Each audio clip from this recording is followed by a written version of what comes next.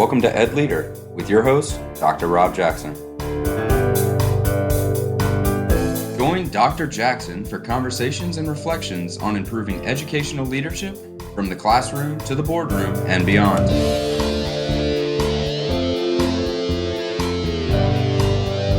Educational leadership is an ever-evolving opportunity to make a real and lasting difference in the lives of students, parents, and the community.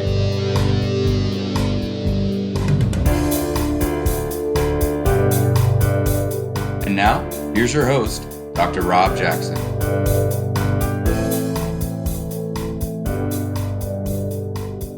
Hi friends, this is Rob Jackson. Welcome to another episode of EdLeader. It seems often we hear of the comparison between the business world and education. As educators, we tend to rebel against that comparison. We say things like, look, we're not in the business of building or selling widgets. We're in the people business. Our profession exists to help children reach their maximum potential. Student success is the outcomes that we're looking for. And so that comparison of business and education really fails on many fronts. That's not to say, though, that some comparison isn't good and that there aren't some takeaways for both the business community comparing itself to education and for the education community comparing itself to the business world for process improvement. Perhaps one of those areas is when we look at our outcomes. It seems to me the business community does a pretty good job of looking down the road, surveying consumers, whether that's based on market reports and how much of the widgets have been sold that month, or actually sitting down in a focus group to ask consumers about their use of the widget and whether it held up over time. They do a pretty good job with that end user satisfaction beyond the point of sale. For educators, perhaps the comparison is sitting down with former students who've graduated and gone on to the next steps in life, and asking them questions about how did your education, your K-12 education, prepare you for your next steps? Did it meet your needs? Were you satisfied? What about your education was really good? What didn't work so well? On today's episode, I'm sitting down with two public school graduates, two students who attended elementary, middle, and high school in the state of North Carolina, are products of the public schools of North Carolina, and ask some questions about their experience and how their experience prepared them. The first is a sports broadcaster.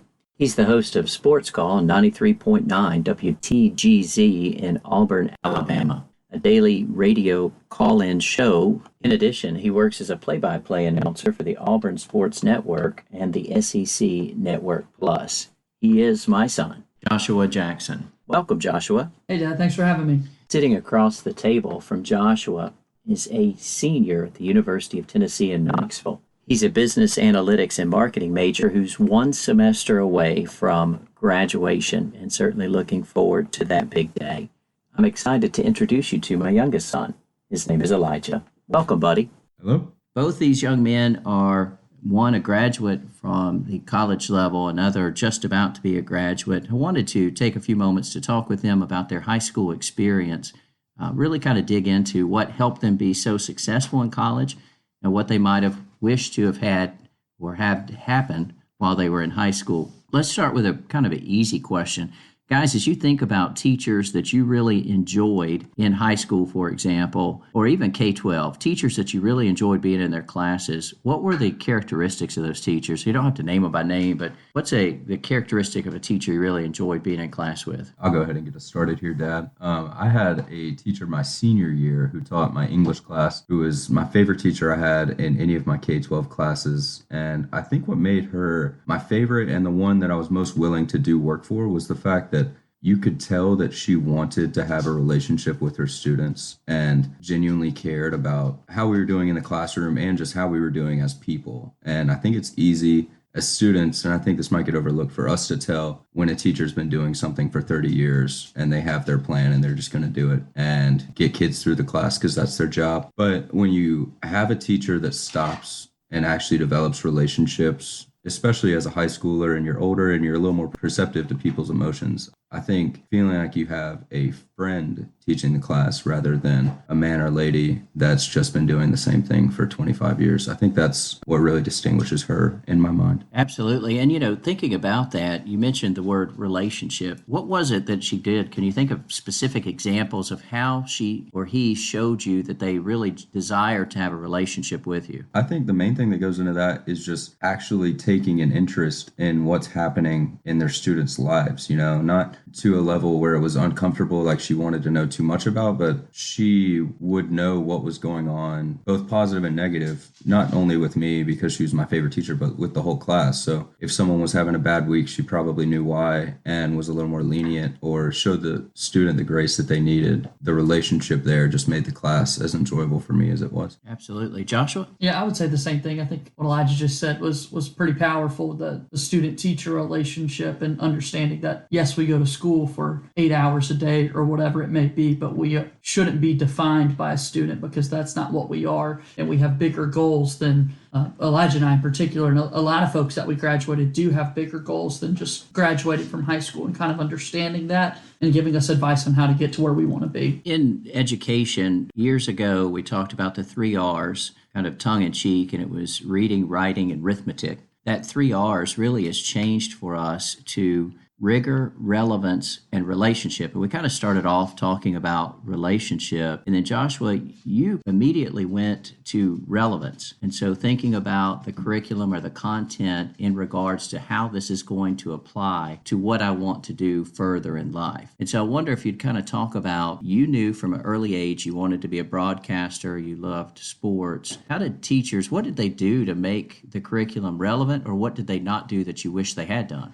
At first, I don't really think it was a teacher in particular. I think it was just more so the opportunity, and it speaks to going to a public school and having the opportunity to have a journalism class and to get to be a part of the student-run newspaper. And then on top of that, we got to do, video announcements every single week. Knowing that I wanted to get into a sports broadcasting career, my broadcasting teacher, my journalism teacher, really made sure she put extra time in to kind of give me pointers and tips and help me find the right schools that I needed to be applying to once I got to be a senior in high school, and really helping me look out for my next step. Elijah, you were more of, I would term it a generalist, not really sure while you're in high school necessarily what you might do in the future. But when you think about relevance, did you have examples of teachers who were making the curriculum relevant to your life, or they weren't making it relevant? I would say that I'm probably more so in the majority of high school students, in that I didn't know what I wanted to do as a career as a freshman in high school. I would say as far as relevance, the only ones that I can really think of would be maybe an AP Civics class I took where we would talk about politics and things that were happening in the world. I do think that as a student, for me, one of my biggest drawbacks for classes was being able to tell where I thought things were irrelevant. That was one of the things that would really discourage me. And I don't want to put down math teachers, but I can specifically remember learning about imaginary numbers. I don't want to be a mathematician as a career. So why are all of us learning about fake numbers? And so I think I heard you saying that you did not have the opportunity to give the feedback that you felt like it was irrelevant. Right. And you would have wanted to have that opportunity to give that feedback. Right.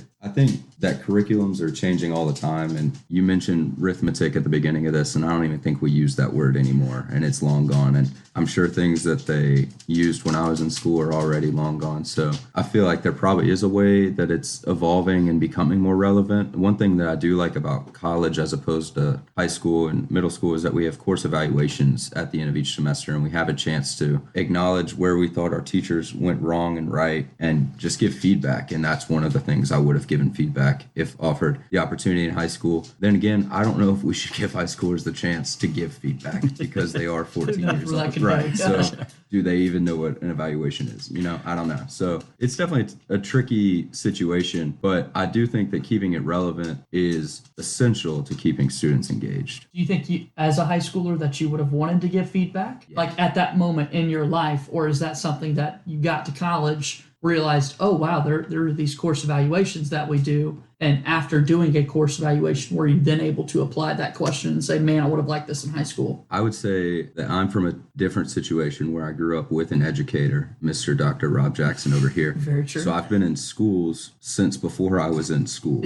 So I've seen teachers and administrators since I can remember. So I think when it comes to my own educational career, it was easier for me to identify teachers that didn't care and were, just going through the motions because I've seen so many teachers and so many administrators. So I think that, yes, I could have given an evaluation, whereas other students, this is just school. This is all they've ever seen. Our background does help for that. Yeah. Exactly. Sure. And I appreciate you mentioning that, because when you've seen a lot of teachers, when you've seen a lot of administrators, it's easy to pick out who seems to be doing it for the right reasons, who seems to just be going through the motions, as you said, Elijah. We've talked about high school a lot. Let's kind of try to broaden back. As you think about elementary school, for example, and I know that's been some time ago, were there teachers that stood out to you in your memory from elementary school? And if so, why? For me, I think my fifth grade teacher stood out to me the most in Mr. Cheatham. And I know, Dad, a lot of your followers are certainly aware of the story that our family went through when I was in fifth grade and being diagnosed with cancer. And Mr. Cheatham was not only my fifth grade teacher, of course, but also a friend. This happened late in the year. It was April when I was diagnosed, and only had, April, May, June maybe until the end of the year. But every single day was still very much so a part of my life, making sure I'd finished up the EOGs that we were taking and that sort of thing. And even beyond my leaving elementary school and going on to middle school in fifth grade, Mr. Cheatham remained active in my life and always catching up with me whenever we would see each other in town and that sort of thing. So I think that's the biggest elementary school teacher that comes back to mind. Excellent. Thank you. I would say for me, two come to mind. One would have been my third grade teacher, which would have been at the same time Joshua was just speaking about, because they did know about our situation and they knew that I was the brother of the kid who had just gotten diagnosed. And I think my teacher was really good about being sensitive to what our family was going through, and just being another one of those teachers, like I mentioned with my English teacher senior year, just being perceptive to where I was emotionally and making sure that I was just going to be in a good spot and ready to go for that day. And I know that can be hard teaching third graders because they're 8, how old are they? I don't know. So, we're kids, we're emotional little kids. And then you add what we were going through, and it's hard. Then the other teacher I would mention is my fourth grade teacher, because I was a talkative kid. No. And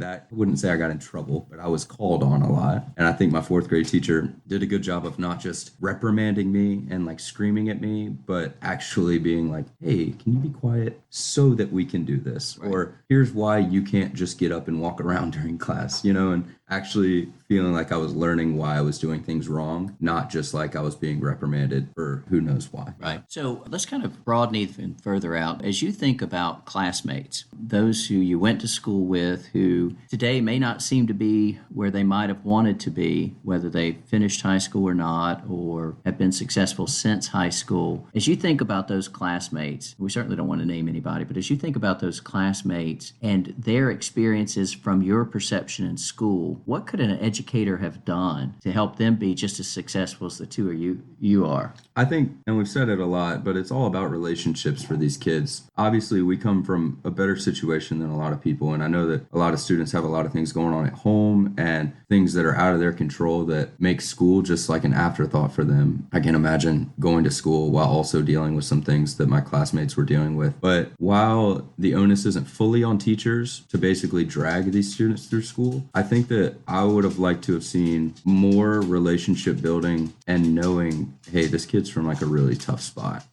and he probably needs more help than this student does, because I know that they are like, more, I can do it by myself. You don't have to pull me through this. But some students, it just feels like, I don't know, they obviously need more love and they need a bigger push to get through school. Would you guys agree with that? Yeah, and I think a lot of that goes back to what you were saying earlier, talking about your senior English teacher, and it just goes back to the teacher themselves. I think a lot of it goes on the teacher to be comfortable to ask questions and to learn about their student outside of the classroom in order to then apply that to what is being taught in school and that sort of thing. There's no question the power of relationships and the importance of relationships for all students, whether they're going through a lot of struggles or they seem to be very blessed. Our family has been blessed, and we acknowledge that, and we acknowledge from whom our blessings flow. But we do realize that relationships are incredibly important. The last R we haven't really talked about, and I just want to touch on it for just a second, and that's the rigor piece. How rigorous was your public school education? Do you feel like it was rigorous enough for you to be successful in what you're doing today, or should it have been more rigorous? Our high school, I know a lot of high schools do it differently, but we had standard classes, honors classes, and then AP. With my father being who he is, I took strictly honors classes. I never got to take a standard class. Likewise. Which was a fun way to do high school. And then I would mix in several APs. I would say even because of that, it probably was not as rigorous as it could have been for me. And I find that the biggest thing I had to learn when I got to college was really how to study and how to prepare for exams and quizzes and writing papers and juggling multiple classes at the same time. Because while there might have been a tough AP class for a semester or a year long, there were other classes that weren't as tough and that I didn't really have to think as much about while I took them. I would say the same thing. I think that obviously once you got to college, learning the right ways to study and that sort of thing, when you're by yourself and you don't have mom or dad or whoever or the teachers and resources that you're comfortable with, while you do have a ton of resources in college, for me in particular, being from the state of North Carolina, going all the way to Auburn, Alabama, not having anybody from my high school go with me, not knowing nobody from the county go to Auburn with me, not really knowing anybody. It took me a while to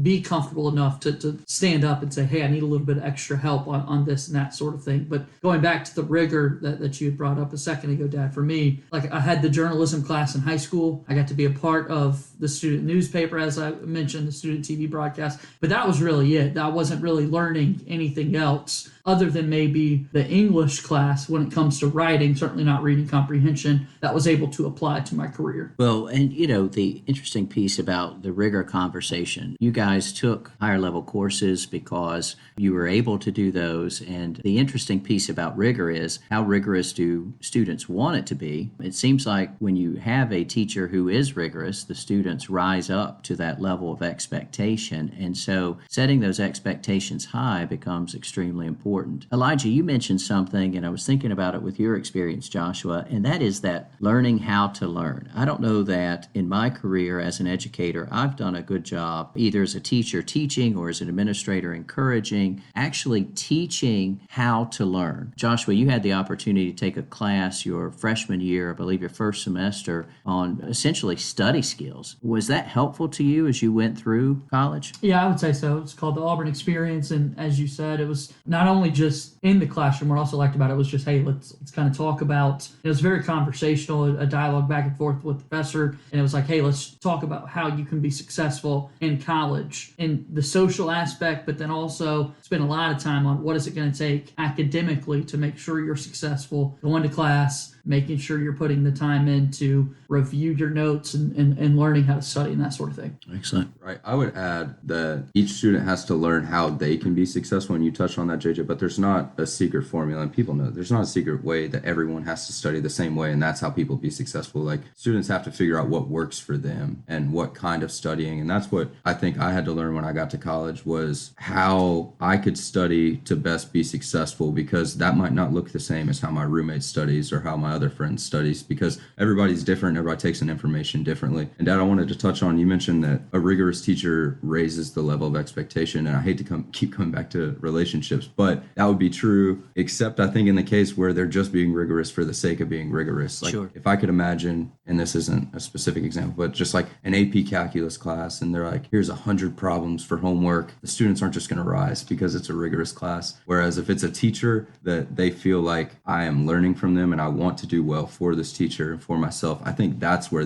where the levels rise, is when they're motivated. They're not just going to succeed for the sake of the class being rigorous. Absolutely.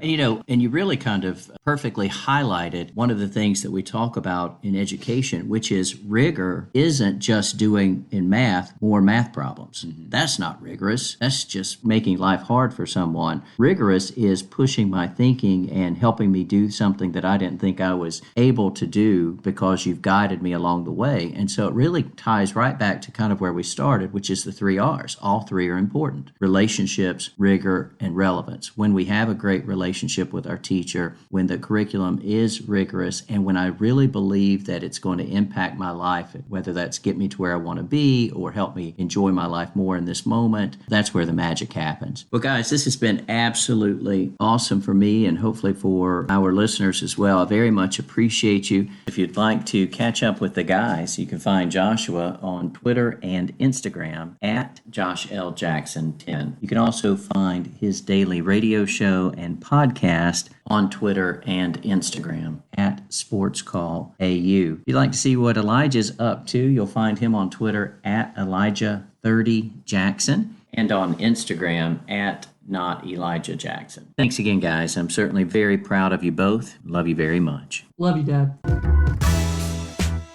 As I think about the conversation I just had with the boys, it strikes me that when I asked them about what worked so well for them in their K-12 education, they immediately went to relationships. Shortly after that, Joshua began to talk about relevance. Relationships, relevance, and rigor. To see it naturally come about in that conversation reminds me of the power of the 3 R's: relationships, relevance, and rigor. The 3 R's really began to be talked about in the early 2000s. I remember way back when, as an elementary principal, when I first heard someone talking about the 3 R's, and we began to embrace it, and it grew really big, and we heard it many times in conferences and read about it in various newsletters and articles. And then as quickly as it appeared, it began to disappear. Education seems to make cliches out of great ideas. And eventually we get tired of saying the thing we've been saying and we move on to the newest, latest, greatest thing, looking for a silver bullet. And so the 3 R's, relationships, relevance, and rigor, aren't talked about as much. But I wonder if we shouldn't be talking about it more, particularly this concept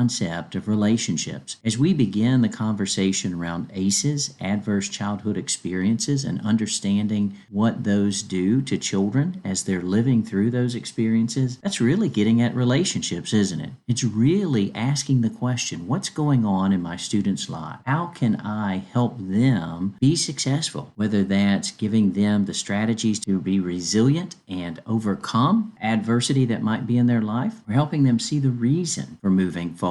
Relationships, relevance, and rigor. I certainly think it's worth more of our time and more of our thinking. Speaking of thinking, thank you for thinking with me today. I'd love to know what you think about this concept of relationships, rigor, and relevance, and whether or not it needs to return to an active part of our ongoing conversation. Certainly love to hear your comments through our Twitter account or Instagram. Both are at EdLeaderPod, or on the show page. You'll find that at www.drrobjackson.com. Thank you for spending time with me today. You are making a difference. Thank you for listening to the EdLeader podcast. Please subscribe to the podcast and consider leaving a review with 5 stars on Apple Podcasts so that we may continue to grow the EdLeader community. We hope that you have enjoyed your time with Dr. Jackson. Until next time.